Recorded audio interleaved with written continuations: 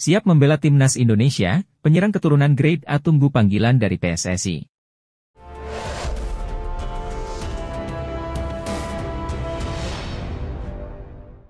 Pemain Excelsior Rotterdam menunggu panggilan dari PSSI untuk membela timnas Indonesia. Nama Kenzo Goudmin belakangan ini memang cukup menarik perhatian pecinta sepak bola di tanah air. Penampilan gemilangnya di Liga Utama Belanda cukup untuk menunjukkan potensi yang dimiliki oleh Kenzo. Tak sedikit masyarakat yang berharap pemain berusia 22 tahun bisa dipanggil untuk memperkuat timnas Indonesia besutan Shin Tae-yong. Pemain berdarah Suriname Belanda pun akhirnya angkat bicara mengenai peluangnya membela timnas Indonesia. Hal tersebut diungkapkan oleh salah satu akun Instagram Indonesia Abroad.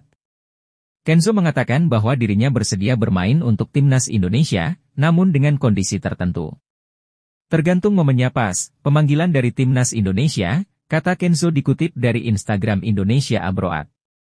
Ia baru bersedia membela timnas Indonesia jika dipanggil oleh PSSI saat ini.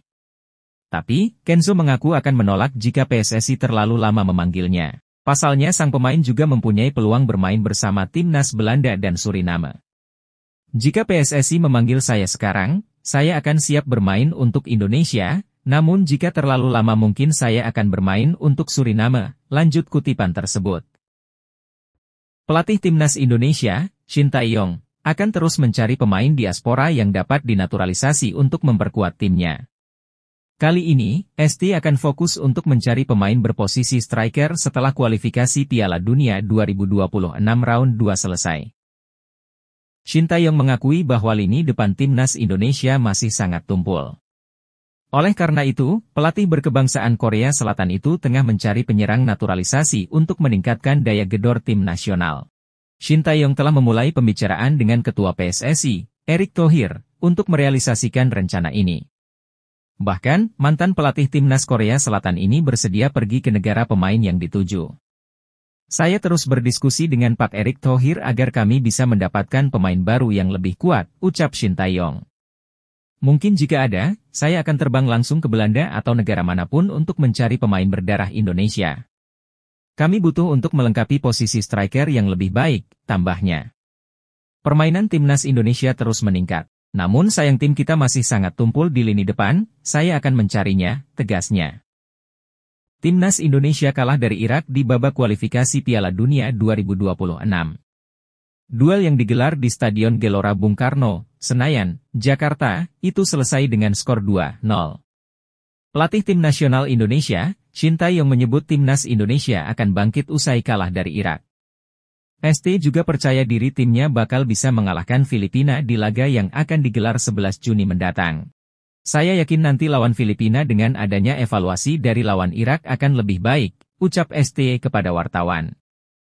Coach Shin menambahkan timnas akan semakin kuat di laga lawan Filipina karena kedatangan Kelvin Verdong.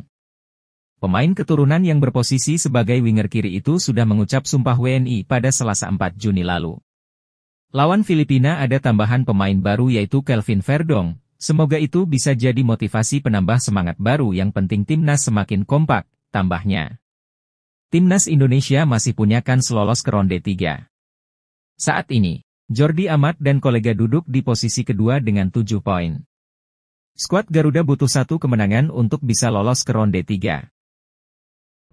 Menteri Pemuda dan Olahraga Dito Aryo Tejo mengatakan langkah mendatangkan pemain sepak bola keturunan Indonesia yang berada di luar negeri, diaspora, telah memberikan dampak positif bagi pencapaian timnas Indonesia. Kami melihat bahwa pemain diaspora ini memberikan dampak positif. Baik dari sisi pencapaian di Piala Asia 2024 yang lolos ke babak 16 besar dan Piala Asia U23 di mana kita masuk di jajaran 4 besar, ujar Dito melalui akun Instagram pribadi Dito Aryo Tejo yang dikutip di Jakarta, Selasa.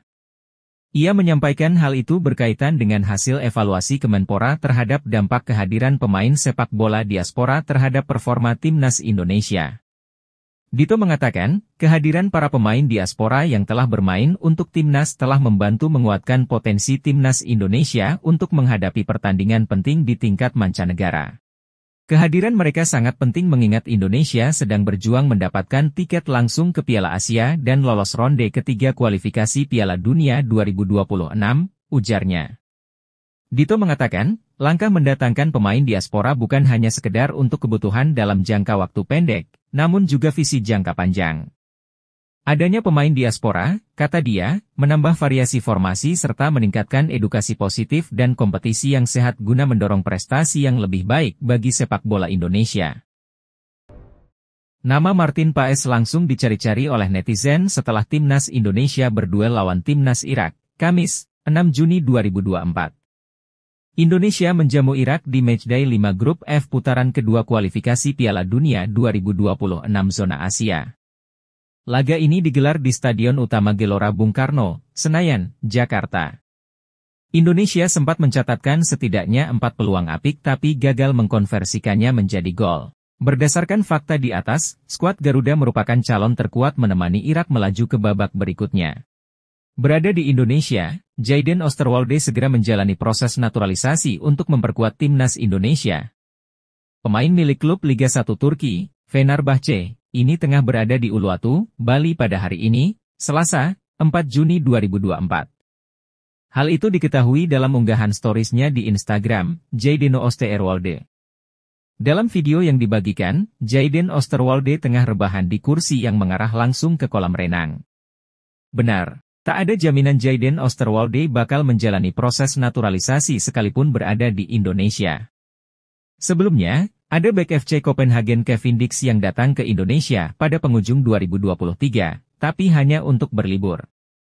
Namun, banyak pencinta sepak bola tanah air yang berharap Jayden Osterwolde mau memperkuat timnas Indonesia. Sebab, pesepak bola 23 tahun ini bukanlah pemain sembarangan. Ia sempat menjadi fullback kiri andalan FC Twente selama 1,5 tahun, 2020 hingga 2022. Ia juga sempat 1 tahun, 2022 hingga 2023, memperkuat AC Parma hingga akhirnya hengkang ke Fenerbahce per Januari 2023. Bersama Fenerbahce, kualitas Jayden Osterwolde benar-benar terlihat. Musim ini saja, pesepak bola 189 cm ini turun sebanyak 43 pertandingan dengan koleksi 2 gol. Berkat bantuan Jayden Osterwolde, Fenerbahce finish kedua di Liga 1 Turki 2023 hingga 2024 dengan 99 poin. Fenerbahce hampir juara, mengingat hanya terpaut 3 angka dari sang juara, Galatasaray. Kemudian pertanyaan muncul, jika benar PSSI mendekati Jayden Osterwolde, apakah tidak mubazir, mengingat sudah banyak pemain top di sektor kiri pertahanan?